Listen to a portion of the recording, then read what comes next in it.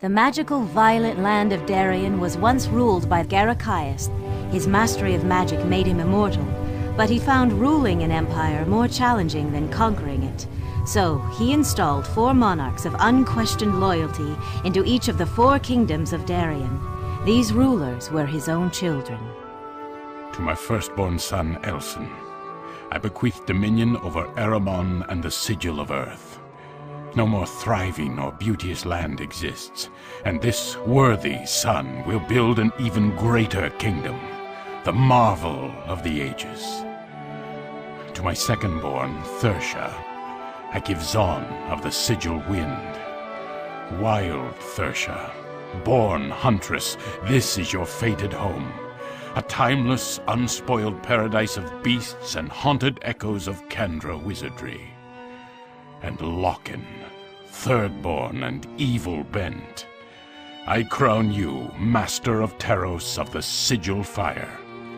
A crown of thorns though this hard land might be, you will tame this dangerous realm, or it will tame you.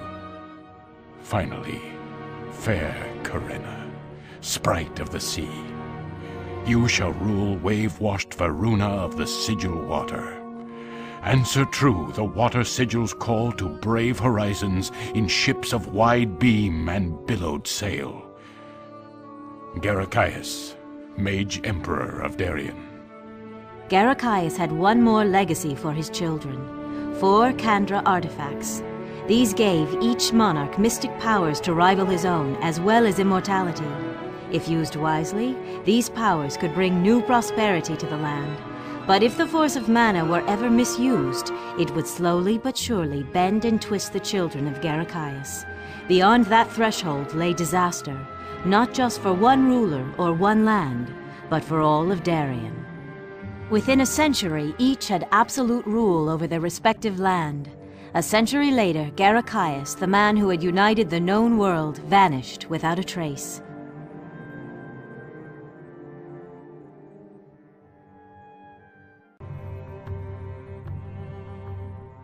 For 1,500 years after the Mage Emperor's disappearance, the 4 kingdoms of Darien saw skirmishes and warfare, terrorism and piracy.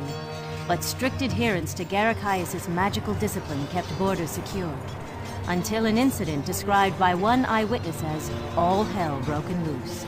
This was likely the end of the world. In the kingdom of Eramon, Emin the messenger approached the town of Abiad, accompanied by a small band of soldiers he encountered on the road. What happened next would send shockwaves through the whole of Eramon. In a letter to his wife, Emin would write of this: "I could hardly have anticipated the unholy holocaust that was Abiad."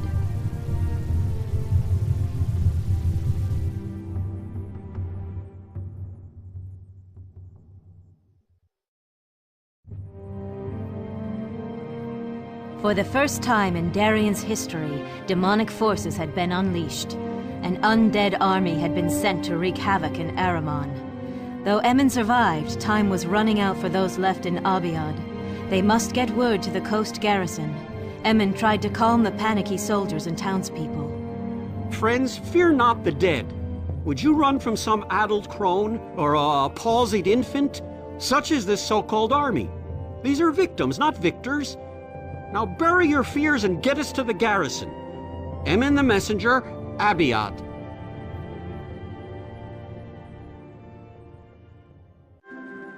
From the walls of the garrison, Emin sent word of the invading horrors to the Lord Commander of the Eastern Realm, who concluded an ancient prophecy had come to pass.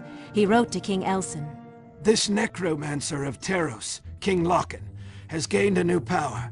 The dead walk in broad daylight. The natural order is overturned. This day was foretold in the Book of Darien. Only one thing can protect us. The Heart of Thesh, a relic lost since the time of the Kandra. I have this day directed my most trusted soldier, Joreth of Haldane, to retain a squadron of hand-picked volunteers to mount a quest for the Heart of Thesh, wherever it may be in Darien. Scholars in the capital consulted ancient scrolls and tablets. Several references to the heart placed it in distant Varuna, near the city of Lothal. The expedition was soon underway, but Joreth's escape was blocked. Hordes of undead swarmed around the garrison.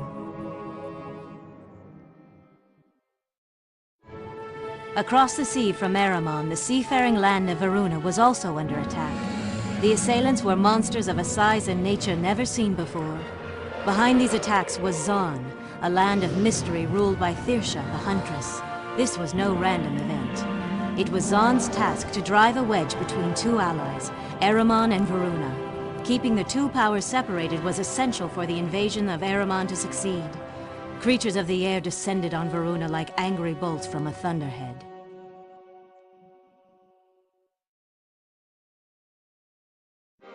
Back in Eramon, the Terosian invaders pressed forward, though the element of surprise was no longer on their side.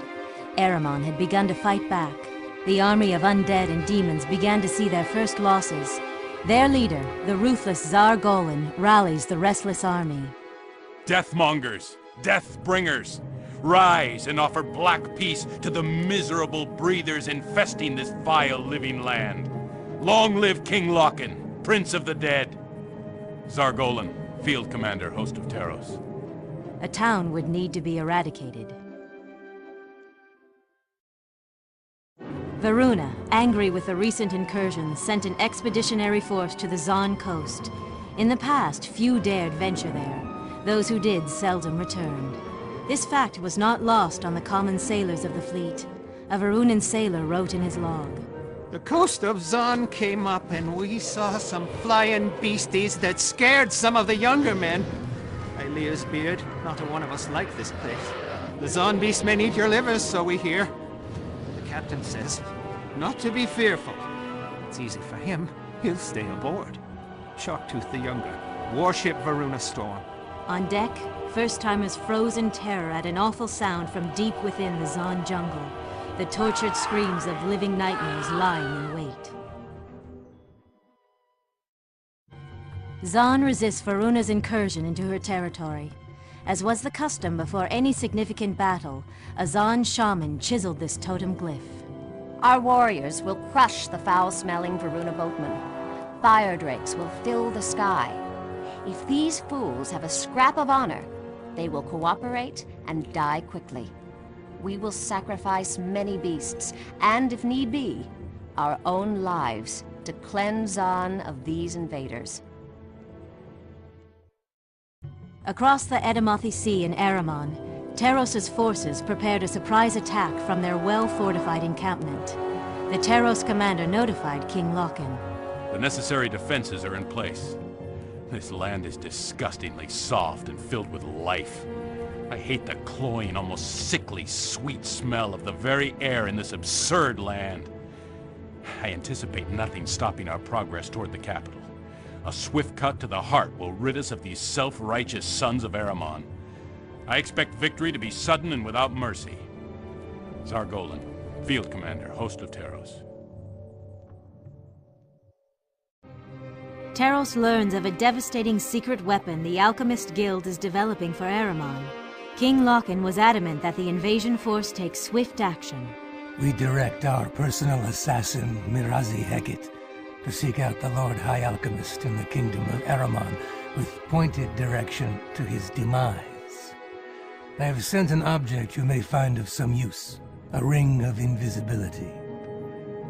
O Belial, God of the Void, bring painful death to our enemies. Loken, Necromancer of Taros.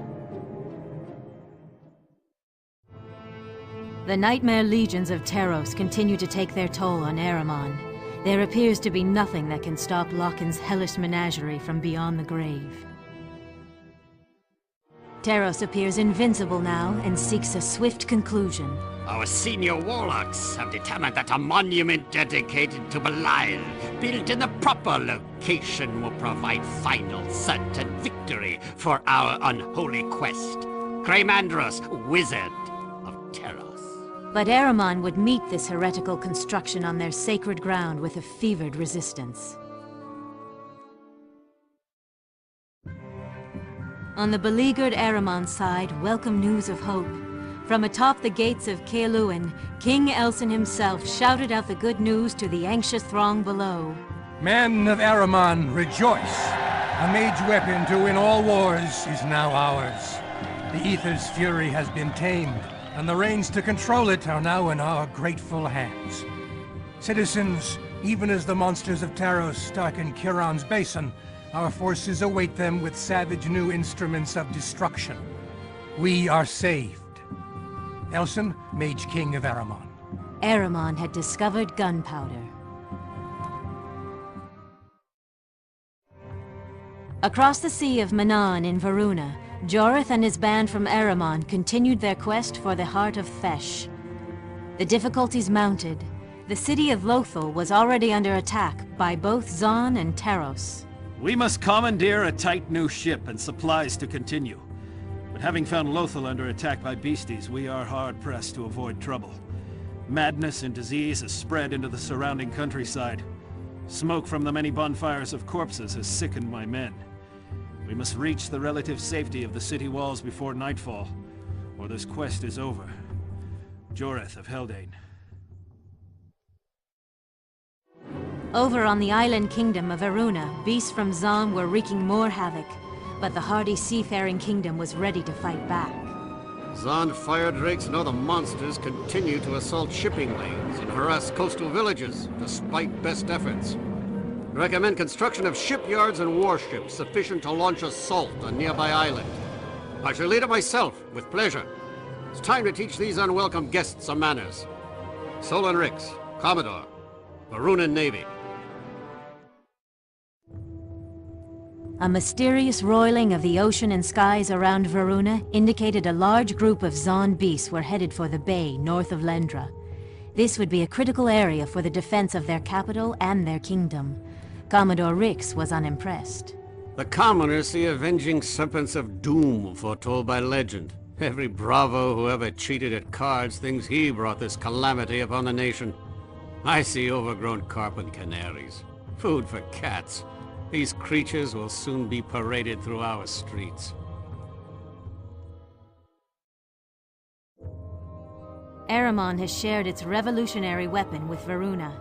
In secret shipyards on the Isle of Athri, new warships are bristling with state-of-the-art armaments. I have this day reviewed our magnificent new fleet. Varunan shipbuilders have fashioned such exquisite and glorious nautical juggernauts, such as to leave one without speech. A contingent of our sailors, having just arrived from Mahari, was caused to go silent in awe, then break out in great shouts of acclaim. The docks are still ringing with celebration. Lord Iljatha, Aramon Fleet Commandant, Varunan Theater. Mighty man of wars, battle barges, trebuchet ships, all were ready to force Zon from the beleaguered shores of Varuna once and for all. Varuna and Aramon, in a mood for revenge, have brought their warships to the shore of Zon, but they have no intention of stopping there. A lone nomadic hunter from Zon, Mishana, encounters a Varunan base under construction. There was little time to warn his people. Varuna would spill into the interior within days if they were not stopped now. This puts their monarch, Queen Thirsha, at risk. With his fine tracking skills and a little luck, he seeks the lair of the stone giants. A lone hunter stood no chance against the armored invaders, but with the legendary stone giant at his side, there was hope. Only these walking towers of animated stone could withstand the Varunan's weapons and buy more time for Zon. The victory celebration was short-lived. Varuna remained highly resistant to Zon's attacks and began to arrive in greater numbers. It was clear that the smaller skirmishes and engagements were over. The war had now begun in earnest. Zon no longer fought to terrorize simple sailors. They now fought for their very existence. A war council of Zon chiefs is stunned by the appearance of Queen Thirsha. She was rarely seen outside the hidden city of Ulasem. No outsider had seen her for almost 1,000 years. She had transformed over the centuries into something less than human, but more than animal. To outsiders, she was a mystery, a near-legendary figure never seen by civilized eyes. To the Zon, she was no less than a goddess. These schemers, these thieves who were once my brother and sister, they have encroached on us for centuries, pilfering an artifact here, a diamond there. Now they come in force to take everything from us. We must fight like never before, not as scattered tribes and creatures, but as one mind, one hand, one sword. Thersha, Huntress of Zon. The jungle orcs were thirsty for Varunan blood. Zon had taken its toll on the weary Varunans. Back at the floating camp, plans were being laid to reclaim a beachhead on Zon. It is shameful for a son of Varuna to say this, but our army needs land beneath its feet.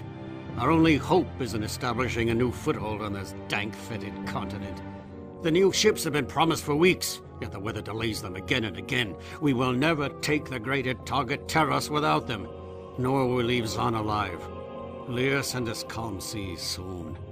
Sullen Rix, Commodore, Varunan Navy. Finally, the magnificent ships of doom, as Commodore Rix of Varuna called them, arrived. These gunpowder-fueled death machines, the trebuchet, the man of war, shall take us straight through the Straits of Girion, clear to a landing south of Elam. The capital of Terros is thus within our grasp. With ships such as these, Zon will pose no threat.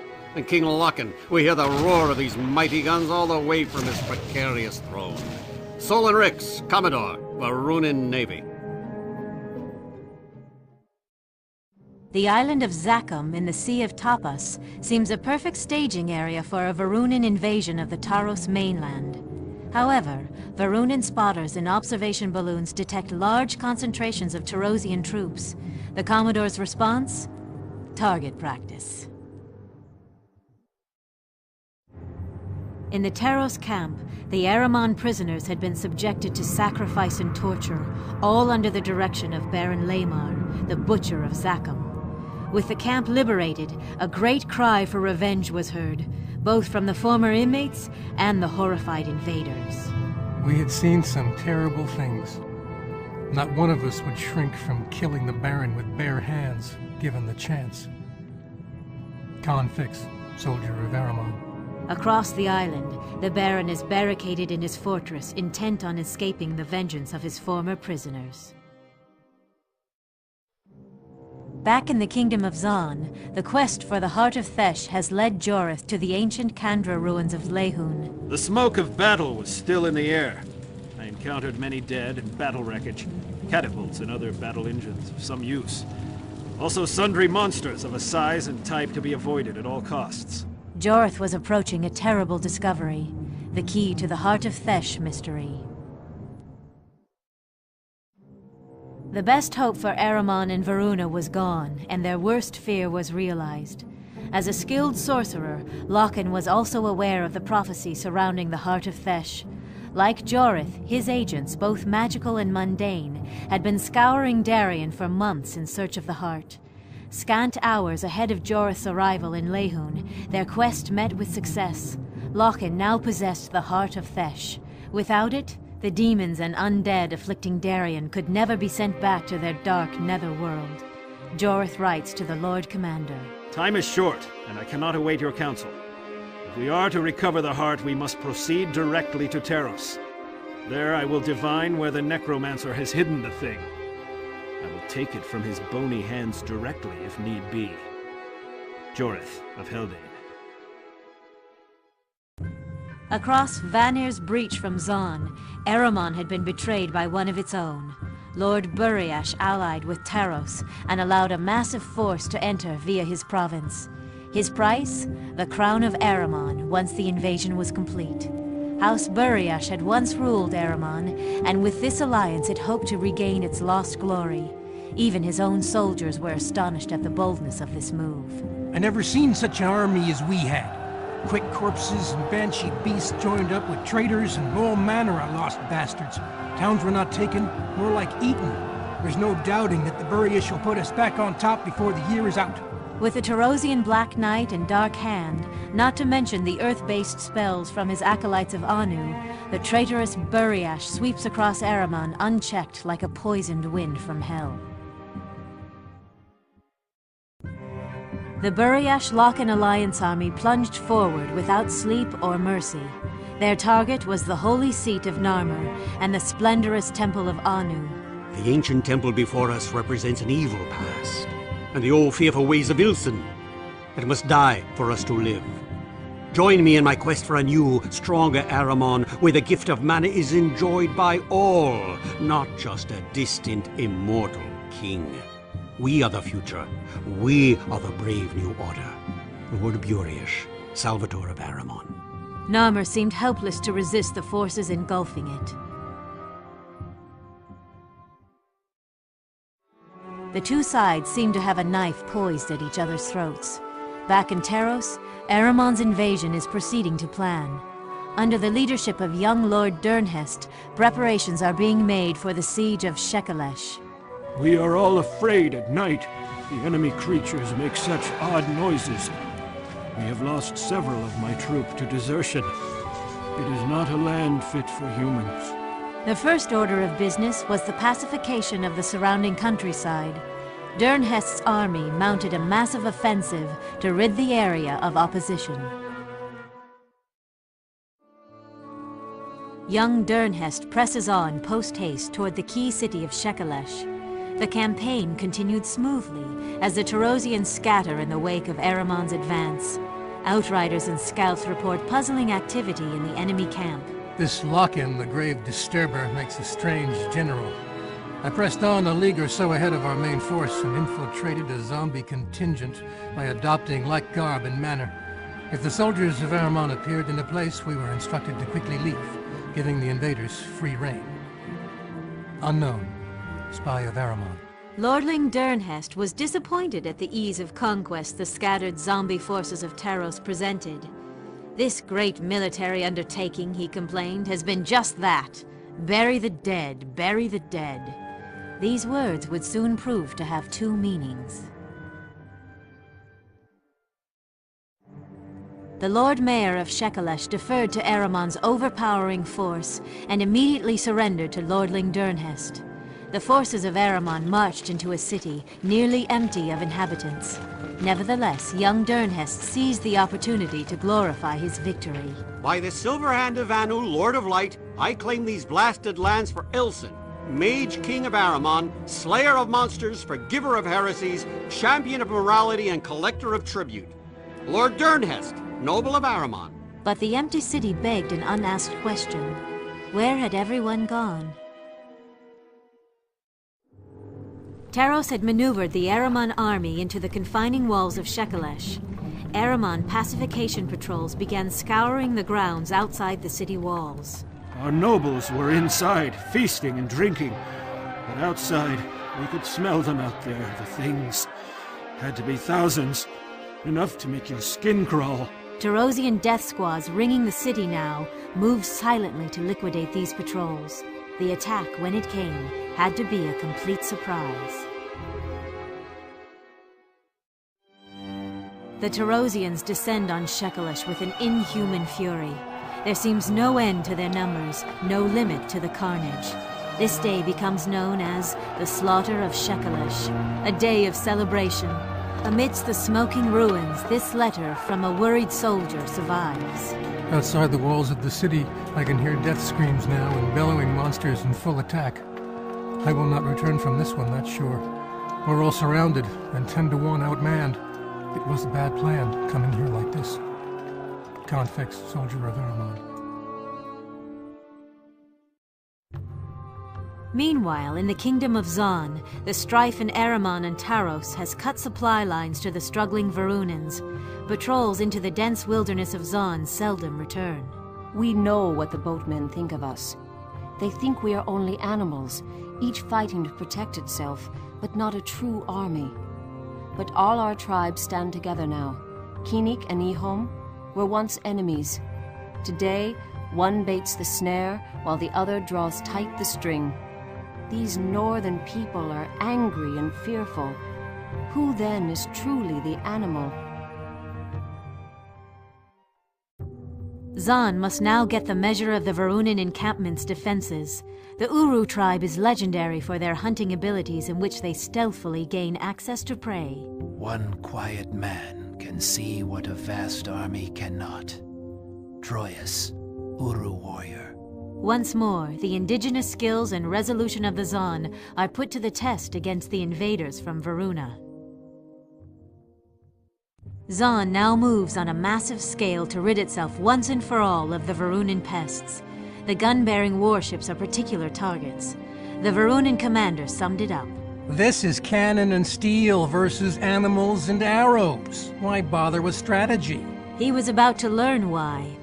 Zon's humanoid and beast army swept toward the coast installations with a vengeance.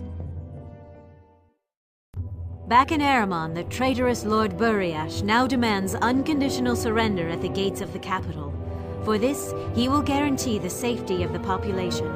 A skeptical King Elson will have none of it. He calls Emin the messenger to his chamber. I have this hour been commissioned by the king. I am tasked to assassinate the traitorous Lord Buriash by means of delivering a message with poisoned dagger in place of surrender. Be brave, inasmuch as I will be foolish enough to make the attempt. Your husband, Emin. Dagger in diplomatic pouch, Emin enters the camp under the intense scrutiny of the traitor's bodyguards. With Buriash dead, the Tarosian troops and creatures turned on their one-time allies. Towns and castles freshly conquered were once again awash with fire and blood. Back in Buriash's home province, the common folk had had enough. Anger and shame over their lord's cooperation with Taros, and the new attacks by wandering bands of undead prompt the common folk to take arms. A group of farmers led by a single determined woman, Ayla Goss, are on the long march. Our lord betrayed Aramon, but shall we? We will not serve the dead, the demons, the yoke of evil that Buriash has put on. Let us storm the gates of House Buriash and end this plague on our fair land. Ayla Goss. Bereft of armament, the brave insurgents hope to swell their ranks and prevail through sheer numbers. Jorith reaches the vicinity of Elam, the capital of Taros. Through stealth and interrogation of a captive zealot trooper, he discovers the Heart of Thesh is kept in a heavily guarded compound outside the city walls. This is the Temple of Belial. The objective is to penetrate the temple's perimeter by means of stealth, as confrontation would prove folly. Once inside, we may have a fair measure of battle. Jorith of Haldane. Jorith observes the temple patrols are frequent but regular. Jorith had succeeded. With the artifact in hand, he journeyed back from the hellish land of Taros and across the sea to the island of Estoril, the ruined capital of the lost Kandra. It was here that a strange and dangerous ritual would be attempted. The priests of Anu, after sifting through many ancient tomes, discovered the true purpose of the Heart of Thesh. The heart could summon the mighty sacred dragons of Anu. This was the means of their delivery. First, the priests must attempt a weaving of forces that hasn't been attempted in over 1,000 years. Even the mage emperor Garakias had never mastered this treacherous spell. The gathered priests and mystics decided that where one mage had failed, a group might succeed. We will attempt a sacrifice of animals in the sacred circle, in the presence of the Heart of Thesh. If we fail, our universe is forever in the hands of darkness. Dumago, High Priest of Anu. The sacred dragons, summoned by the Heart of Thesh, begin to free Aramon from the black grip of Taros forever. The dragons of Anu carry on their splendorous wings the soaring hopes of good men everywhere. And where their shadows cast out our enemies, and favor fair Aramon to a kinder destiny than Logan's black rule. Dumago, High Priest of Anu. No one had ever seen dragons fighting on the side of righteousness before. The forces of Taros scattered in terror. In Zon, the beleaguered forces of Varuna look to the sky. At first they are terrified, thinking a new monster has arrived to decimate them. Then they hear a collective wail from the surrounding beasts and hunters. As if by instinct, the Zon know the great flying creatures have come for them. They will remember this day for generations in song and hushed stories around their fires. The dragons of Anu descend, burning their way into history. The dragons, the uprising in Eramon, and Elsin's appearance on the battlefield has tipped the scales of battle in favor of the Eramon-Varuna alliance. Here in Zon, all pretense of organized resistance falters, and increasingly the tribes turn to a single desperate goal. One heart among us holds the spirit, voice, and blood of our ancestors. All tribes of Zon must be as roots of one tree and protect Queen Thersha, as Tammuz, goddess of the hunt, protects us all. Zon, tribal leader. The Zon forces collapse around Queen Thersha's royal standard and slowly retreat back into the jungle. The taste of war had soured. Their only goal now was to protect their queen and vanish into the enfolding safety of Zon's interior. Varunan aerial spotters are keeping close watch on the escaping Zon forces, allowing ambushes to be set for them in clearings. As the Zon warriors protecting the Huntress make for the Haemus Mountains, they hope to snare Varunans in their own deadly traps. The battle to protect the Queen grows more fierce. Eramon and Varuna sweep across Darien. The remaining undead in Eramon are quickly dispatched.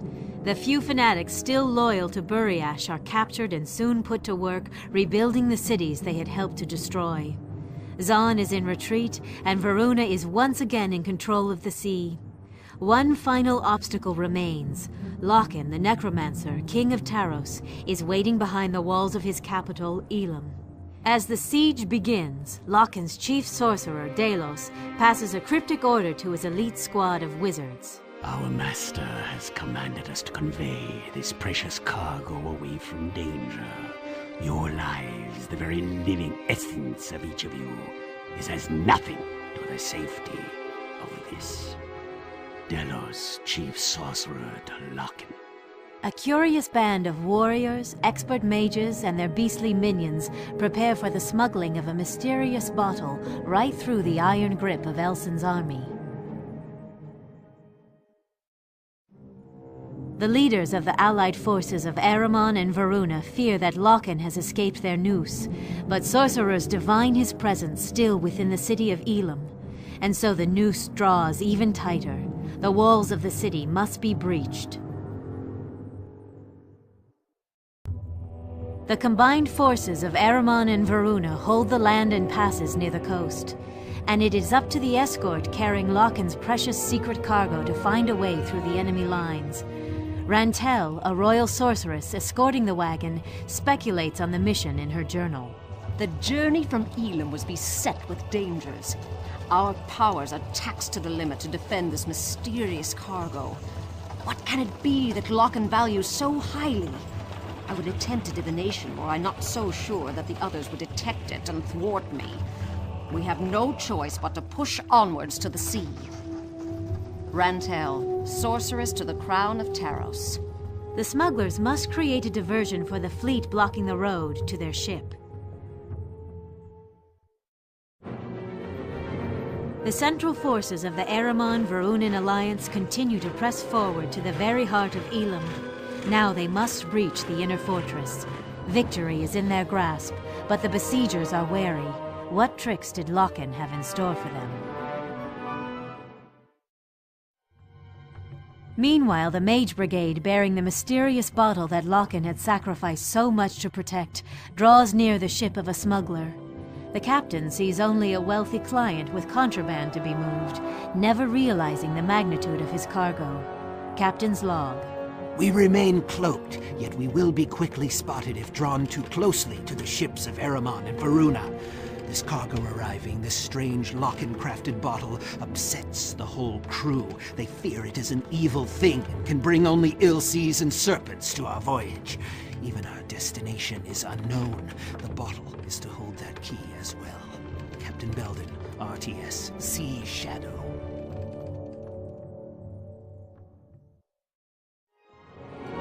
Loken's defenses were melting away, but he had preserved a truly terrifying host of allies for his final confrontation with his brother and sister, King Elsin and Queen Kyrena. When commanded by them to surrender, Loken replies with his customary confidence. Elsin, Kyrena, the good children. still following the useless law of a long-forgotten king. I have discarded the superstitions of the old man. I have gained power and wisdom beyond your comprehension.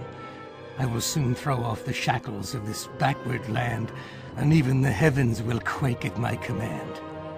A pity you have wasted your immortality seeking the praise and adulation of these pathetic mortals. You could have cast them off like so many fleas and joined me on a higher plane of consciousness. You have wasted your lives. I will therefore take them from you.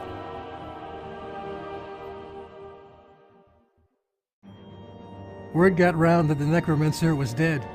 That set off such drinking and carousing we'll never see the equal. Men like me with a home and wife just started back, for there was no more army or need of one. I saw some undead returning to the ground. Looks like the fight has gone out of them. I don't figure on going to the next war. Confix, soldier of Aramon. When the fleet returned to the harbor at Lindra, it seemed that all Varuna was there to welcome us home. Banners were hung on every wall. People filled every rooftop and pier. Each warship fired a fusillade as they cleared the lighthouse. Common people had yet to see these new weapons and were quite entertained. We all felt like heroes that day. Solon Rix, Commodore, Varunan Navy. Narmer astounded all who returned. The devastation was beyond belief. It seemed no two bricks previously joined had remained together. Yet there in the rubble were bedraggled shopkeepers with their wares on makeshift tables. Two alchemists sat on a toppled statue arguing about chemicals and compounds. We people of Aramon are tough. A battalion of mage masons are soon to arrive. Hope has returned to Narmer. Andra Hokaran, historian of Narmer. 1,500 years of strife amongst the four monarchs concludes with the triumph of righteousness. The criers shout this from every rampart in every kingdom. Celebratory bonfires line every shore from Lendra to Gwillian. The heroic dead are mourned, and that which was broken is repaired. Taros is now called Taros Freeland.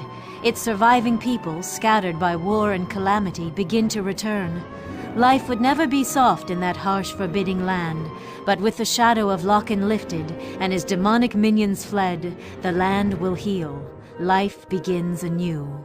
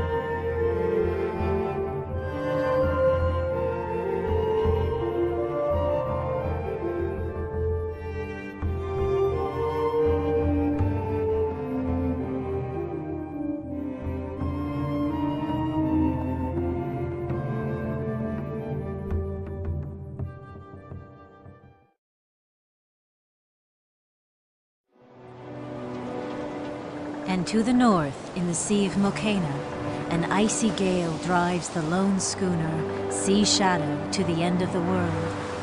To the end of the old world. The pilot swears the very stars themselves are shifting. The magnetic stone spins like a dervish. Many good sailors have gone mad and stepped overboard for curing. The wheel spins with its own mind now. and steers for strange black clouds at the north horizon. Except for my captaincy, I would follow my men and seek the mercy of those black waves. Captain Belden, RTS Sea Shadow.